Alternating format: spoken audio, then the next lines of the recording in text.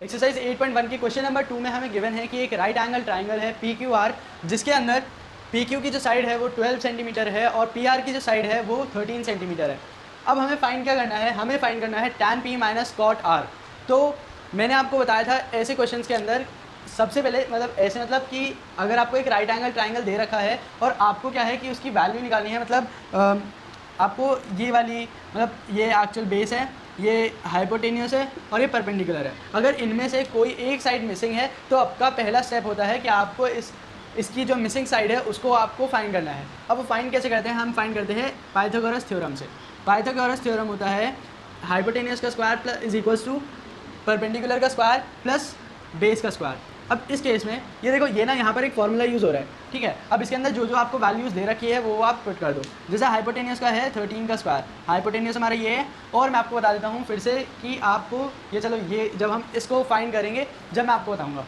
13 का स्क्वायर हमारा परपेंडिकुलर था 12 का स्क्वायर प्लस बेस हमें निकालना है, तो मैं एज इट इज़ लिख दूँगा।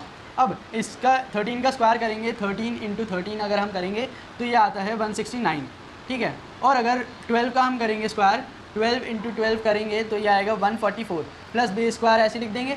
अब आपको क्या करना है, अब आपको ये वाला जो नंबर है इसको इधर शिफ्ट कर देना है। अब यहाँ पर देखो, यहाँ कुछ नहीं था तो मतलब प्लस का साइन है, जहाँ पर कुछ नहीं होता वहाँ समझ लो प्लस का साइन है। अब ये प्लस का साइन इधर जाएगा तो माइनस का हो जाएगा, ठीक है। तो देखो 169 माइनस का 144 इज इक्वल्स टू बेस का स्क्वायर, ठीक है। हम इसको थोड़ा चेंज कर देते हैं, मैं इसको ऐसे भी लिख सकता हूँ, बेस का स्क्वायर इज इक्वल्स टू, चलो इसकी वैल्यू फाइंड करते हैं।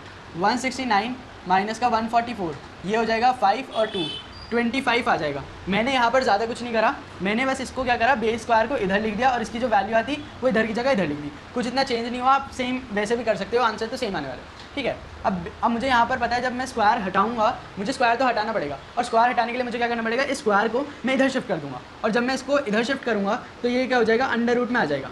अब ये जो अंडर रूट है इसको मैं हटाने के लिए क्या करूँगा, मैं क्या करूँगा बेसिकली कि मैं इसके फैक्टर्स निकालूंगा। 25 के फैक्टर्स निकालते हैं कुछ ऐसे, जैसे हम LCM के लिए फैक्टर्स निकालते हैं बिल्कुल वैसा। अब मैं देखूंगा ये नंबर किससे कैंसिल आउट हो रहा है, तो 5 से जा रहा है, ठीक है। 5 5 जा 25, 5 1 जा। अब यहाँ क्या इसके फैक्टर आ गए 5 इंटू 5, दो नंबर्स, मतलब जैसे कोई नंबर है उसके अंदर से 2 का एक पेयर बन जाता है। अब यहाँ 2 5 है, मतलब 2 नंबर्स है 5 के, तो 2 का एक पेयर बना, तो ये क्या आ गया, B की वैल्यू क्या आ गई 5, ठीक है। तो बेस हमारा क्या आ गया 5 आ गया। अब आ जाते हैं हम मेन क्वेश्चन पर। यहाँ पर हमें फाइंड करना है कि tan P minus cot R क्या होता है। अब एक चीज़ आपको याद होगी अगर आपने मेरी प्रीवियस वीडियोस देखी है कि मैंने आपको एक ट्रिक बताई थी इन सभी को याद करने की।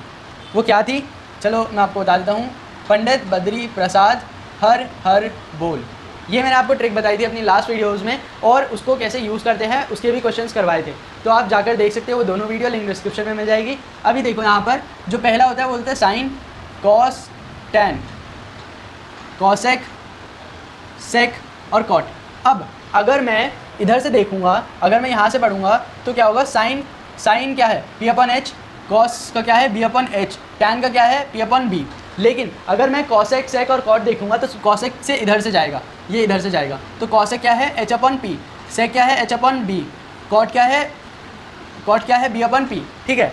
तो आप देखो यहाँ पर हमें क्या फाइंड करना है, सबसे पहले वो लिख लो, tan P is equals to, अब यहाँ पर क्या मैं ऐसे ही लिख दूँ कि भैया tan क्या होता है P/B और उसकी वैल्यू, नहीं, आपको देखना है कि कौन से एंगल पर है। तो यहाँ पर है P ये जो है ये या तो थीटा हो सकता है, और थीटा का मतलब होता है एंगल, और एंगल का नाम बता रखा है P।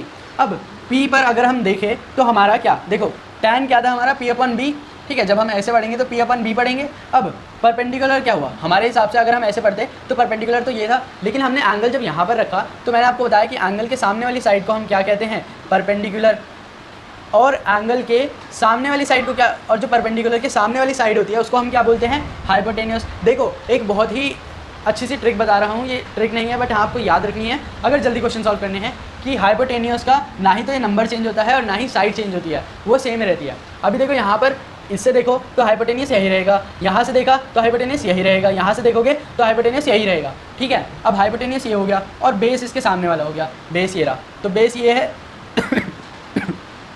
परपेंडिकुलर और हाइपोटेन्यूस। अब देखो हमारा परपेंडिकुलर क्या था, हमारा परपेंडिकुलर था 5 अपॉन में क्या, अपॉन में हमारा था बेस क्या था 12, क्या कैंसिल आउट हो रहा है? नहीं हो रहा। तो हम क्या करेंगे, आगे सॉल्व करेंगे।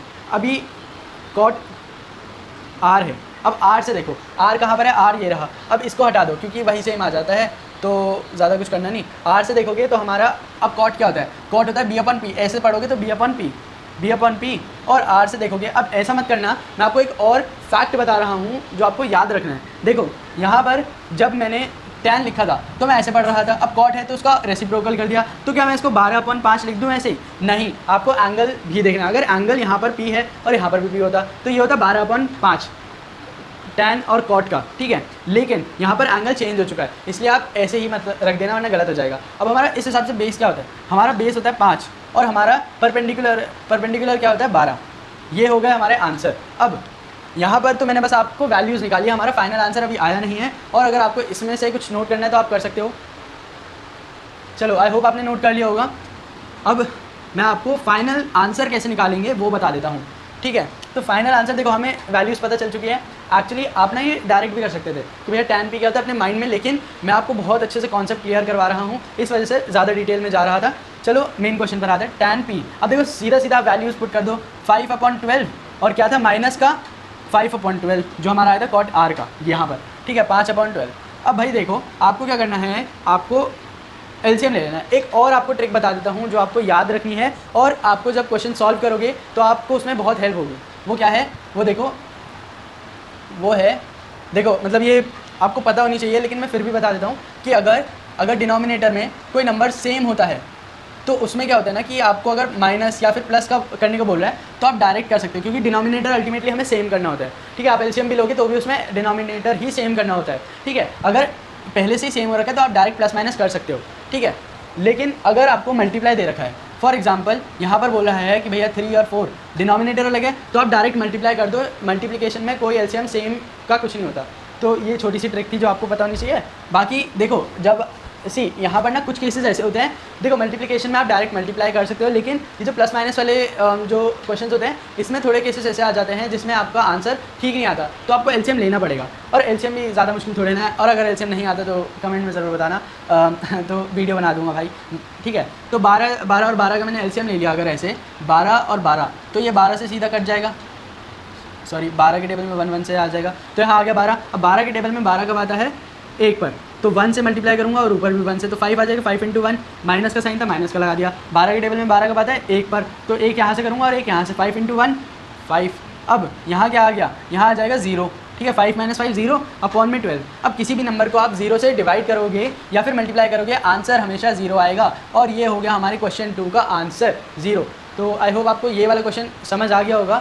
और अगर कोई भी डाउट रहता है तो आप कमेंट में ज़रूर बता सकते हो, मैं आपको आपका वो जो डाउट है उसको क्लियर कर दूंगा शॉर्ट्स के थ्रू, या फिर एक पर्टिकुलर वीडियो बना दूंगा। बाकी आप लाइक शेयर सब्सक्राइब करो ना करो, लेकिन फीडबैक ज़रूर देना इस वीडियो का, बिकॉज हो सकता है आज आप जो फीडबैक दोगे उससे कल जो आएगी वीडियो वो थोड़ी सी इंप्रूव हो सकती है। थैंक यू, और चलिए मिलते हैं अगली वीडियो में, जब तक के लिए गुड बाय।